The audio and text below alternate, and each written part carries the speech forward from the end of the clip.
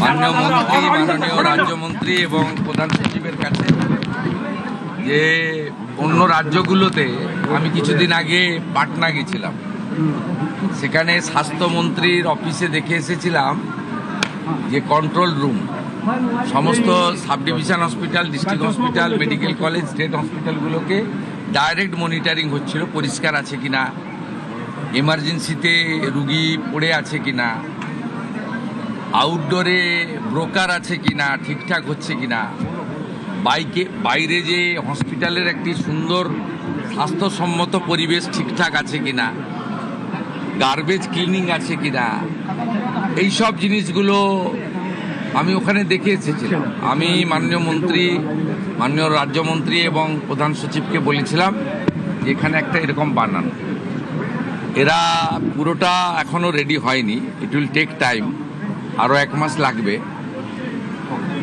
আজকে 15-16টা state hospital এবং পাশাপাশি জেলার 2-1টা হসপিটালে ওরা করেছেন। আমি কিছু সাজেশন দিয়ে গেছি, মাননীয় মন্ত্রী নোট করেছেন, প্রধান সচিব নোট করেছেন।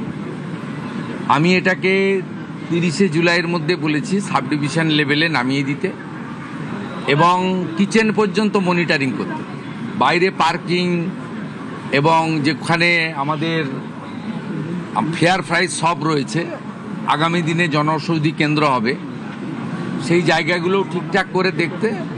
ওয়ার্ডের ভিতরে কিছু রেস্ট্রিকশান রয়েছে হেলথ গাইডলাইনে, রুগীদের দেখানো যায় না, কিন্তু মেঝেতে যে পরিষ্কার আছে কিনা দেখানো, বা আমাদের এমার্জেন্সিতে কোনো রুগী পড়ে আছে কিনা, একটা হসপিটালের যে পরিবেশ এবং যে পরিষেবা, এই দুটো ঠিকঠাক করার জন্যই একটা মনিটরিং দরকার আছে। এটা তারা করতে পারবেন। আমি ইনিশিয়ালি স্টেট হসপিটালগুলোতে যেটা দেখেছি, আমার পরিচ্ছন্নতা দেখে ভালো লেগেছে এবং আউটডোরগুলোতে একটা সিস্টেমে ডিসিপ্লিন ওয়েতে কিউ মেনটেন করে যেভাবে এন্ট্রি হচ্ছে বা তাদের চিকিৎসা হচ্ছে, এটাও ইনিশিয়ালি ভালো লেগেছে। এবং এটা আপনাদের জেনে রাখা দরকার, এটা মাননীয় মুখ্যমন্ত্রী বা মন্ত্রীদ্বয়ের সাডেন ভিজিট ছিল। আমি 9:45-এ ইচ্ছা প্রকাশ করেছি, যেহেতু আমি কাছেই থাকি এখানে চিনার পার্কে, আমাকে নবান্ন যাওয়ার পথে আমি 9:45-এ জানিয়েছি, 11:05-এ এসেছি। আমি এনাদের কিছু ইনপুট দিয়েছি, কিছু ওনারা আমাকে ইনিশিয়ালি দেখিয়েছেন, গ্র্যাজুয়ালি ইমপ্রুভ করবে এবং পরিবেশটাও বদলে যাবে এই বিশ্বাস আমি রাখি। অফিসাররা, আধিকারিকরা দে আর ফুললি কম্পিটেন্ট, ইন্টেলিজেন্ট, ডাইনামিক। তাদের কাজ করার জন্য গাইড করা দরকার, নেসেসারি ফান্ড অ্যারেঞ্জমেন্ট করে দেওয়া দরকার, আর এনকারেজ করা দরকার। করবেন ওরা, আমার বিশ্বাস। কাজের যে মুক্ত পরিবেশ তারা পেয়েছে, চাপ মুক্ত হয়ে কাজ করছেন, আমাদের ইচ্ছাটা তারা বুঝতে পারছেন, ঠিকঠাক সব হয়ে যাবে, এটা আমার বিশ্বাস। আমি চাই আগামী দিনে 54 টাকা মাত্র 3 বেলা খাওয়ারের ছিল, 110 টাকা এই সরকার করে দিয়েছে। খারাপ খাওয়ার, দুপুরেও কুমড়ো, রাতেও কুমড়ো, কুমড়ো খারাপ নয়, আমরাও খাই, কিন্তু ওই যে বললাম এত নিম্নমানের খাবার, এগুলো তো ওভারলুক করা হয়েছে। 17 সালে লাস্ট খাবারের টাকা রিভাইজ করা হয়েছিল, 17 আজকে 26-এর অর্ধেক হয়ে গেছে, 27 সাল আসতে যাচ্ছে। এইটা আপনার বাড়িতেও তো জিনিসপত্র বাজারে কিনতে যান, সেই জিনিসপত্রের দাম বেড়েছে। এই প্র্যাকটিক্যাল থিঙ্কিংটা বিগত দিনে যারা পরিচালক ছিল তাদের ছিল না। তারা এই যে ছোট ছোট বিষয়, মিড ডে মিলে 6 টাকা 70 পয়সা ভারত সরকার দিচ্ছে, আপার প্রাইমারিতে 10 টাকা পায়, তাহলে প্রাইমারির বাচ্চারা কেন নিম্নমানের খাবার পাবে? সেটা আমরা যে 10 টাকা করেছি। একইভাবে গর্ভবতী মহিলাদের যারা আইসিডিএসে 12 টাকা ছিল, সেটাকে আমরা 14 টাকা করেছি। সেখানে আপনার 8 টাকা ছিল আইসিডিএসের, একদম ছোট শিশুরা যায় যারা স্কুলে যায় না, 5-এর নিচে, সেই শিশুদের খাওয়ারেও আমরা 8 টাকার জায়গায় 10 টাকা করেছি। আমাদের চিন্তা ভাবনাটা সবসময় প্রান্তিক এবং অর্থনৈতিকভাবে দুর্বল মানুষের জন্য আছে। কারণ কোনো নেতা মন্ত্রীর লোকেরা সরকারি হসপিটালে যায় বলে আমার জানা নেই, তারা প্রাইভেট হসপিটালে অ্যাভেল করেন, বড় বড় আধিকারিকরাও তাই করেন, যারা হাই ইনকাম গ্রুপ। ন্যাচারালি এখানে যারা আসেন তাদেরকে পরিষেবা দিতে হবে এবং সব হসপিটাল থেকে দালাল রাজ মুক্ত করতে হবে এবং মানুষকে সুন্দর পরিষেবা দিতে হবে। এবং আমরা ভারত সরকার নাম দিয়েছে আয়ুষ্মান মন্দির। মন্দিরে যেমন পবিত্রতা থাকে, শুদ্ধতা থাকে, স্বচ্ছতা থাকে, একাগ্রতা থাকে, সেবাপরায়ণতা থাকে, সেই ভাবটা স্বাস্থ্য কেন্দ্রগুলোতেও আসবে। এই লক্ষ্য নিয়েই কিন্তু এখানে আমরা কাজ করছি। স্বাস্থ্যকর্মীদের তো সুরক্ষা আমরা দিবই, এবং তারা, আমি নার্স বোনেদের দিদিদের দেখলাম অ্যাপ্রন গ্লাভস সুন্দর করে ড্রেসে আছেন, খুব সুন্দর। আমি প্রধান সচিবকে বলেছি মন্ত্রীদ্বয়কে রেখে সামনে যে ল্যামিনেশন করা ব্যাচ করে দিতে। আপনারা মাঝে মাঝে দেখান যে ইঞ্জেকশন দিয়ে ফেলেছে, ট্রলি যার নিয়ে যাওয়ার কথা, যার সিকিউরিটি দেওয়ার কথা সে সেলাই করে দিয়েছে। এইটাকে সেগ্রিগেট করার জন্য, চিহ্নিত করার জন্য বা আলাদা করার জন্য বিভিন্ন স্তরে বিভিন্ন কালারের ল্যামিনেশন করা ব্যাচও চালু করতে বলা হয়েছে। এবং আমি যেটা কলকাতাতে জোর দিতে বলেছি, তারাতলার ইনসিডেন্টের পরে নিজে চোখে দেখার পরে এখানে ট্রমা দরকার বলতে নেই, কিন্তু বড় ডিজাস্টার হলে গেলে কিন্তু সামলানোর ক্ষমতা সরকারি হসপিটালের নেই। 50-100 জন পর্যন্ত সামলে দিতে পারে, আমি দেখেছি। তাই অন্তত 250 জনকে মানে 1 মিনিটে প্রাইমারি পরিষেবা দিতে পারেন এমন একটা ট্রমা সেন্টার বানানো উচিত। সেটা স্বাস্থ্যমন্ত্রী এবং প্রধান সচিব, তারা রাজ্যমন্ত্রী, তারা কথা বলে রেডি করবেন। জায়গা এনাফ আছে এখানে, হসপিটালগুলোতে বিশ্ববিদ্যালয়ের মতো জায়গা, প্রচুর জায়গা পড়ে রয়েছে। আমি বলেছি এই যে কাগজ পেতে বা কাপড় পেতে ব্যাগ মাথায় দিয়ে শুয়ে থাকেন, এদের হোটেলে থাকার পয়সা নেই বলে করেন, নিরুপায়। তা আপনারা পিছনে একটা জায়গা করে দিন, আমরা দরকার হলে ইউনিটে 25 লাখ টাকা করে দিয়ে দেবো। আপাতত আপনার পাইপের লোহার যেগুলো আছে সে সেট বানিয়ে ভালো করে মেজে দিয়ে একটা কমন ইউরিনাল ল্যাট্রিন দিয়ে ফ্যানের ব্যবস্থা করে এটাও করতে পারেন, এটাও আমরা বলেছি। বার্ন ইউনিটে আমরা একটু উইক আছি, এসএসকেএমে 60টা আছে, আরও কোয়ালিটি ইমপ্রুভ করতে হবে, আরও ভালো আমাদের ডক্টরবাবুদের দিতে হবে, মানে হাই স্কিল ডক্টরবাবুদেরকে বার্নের ক্ষেত্রে জোর দেওয়ার দরকার রয়েছে। এই কিছু কিছু বিষয়ে এই 1.5-2 মাসে আমার যা অভিজ্ঞতা আছে বলেছি, এরা করতে পারবে আমার বিশ্বাস রয়েছে।